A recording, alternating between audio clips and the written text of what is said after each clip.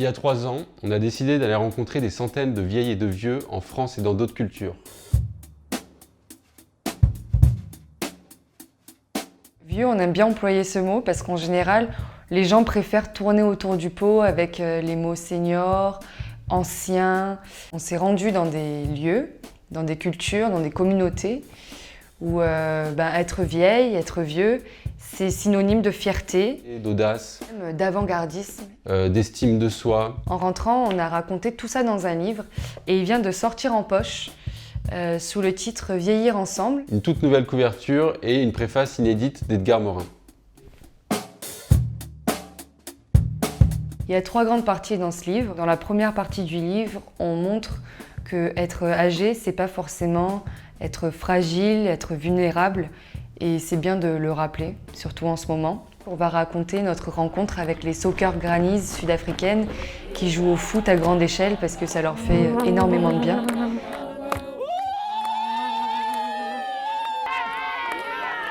On va aussi parler des vieilles influenceuses chinoises qui sont des stars des réseaux sociaux à Pékin et qui ont créé une émission sur WeChat qui s'appelle « La vieille pékinoise a quelque chose à dire ».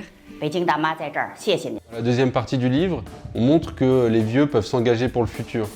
Quand on parle de progrès, on parle souvent des jeunes, alors que les vieux se bougent aussi, donc on a fait plein de rencontres, notamment avec ces retraités belges qui s'activent pour aider des jeunes issus de l'immigration à trouver un boulot.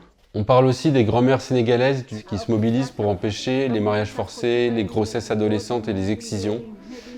Et tout simplement, on montre un peu tous les leviers qui permettent de se rapprocher entre générations en oubliant nos âges. Dans la dernière partie du livre, on parle plus de la question du grand âge, avec des lieux de vie qu'on a visités qui permettent aux personnes âgées de rester libres et dignes jusqu'à la fin de leur vie. Par exemple, on parle de maisons multigénérationnelles qui accueillent des personnes qui ont la maladie d'Alzheimer au Japon ou au Québec. On parle aussi de méthodes et de techniques qui permettent de créer du lien avec des personnes qui ont des maladies neurodégénératives. C'est des méthodes qui passent par la tendresse, par les émotions, par les regards. En ce moment, on se pose particulièrement la question de la place des personnes âgées dans la société. Et donc la bonne nouvelle, c'est qu'il y a des modèles qui marchent, dont on peut s'inspirer.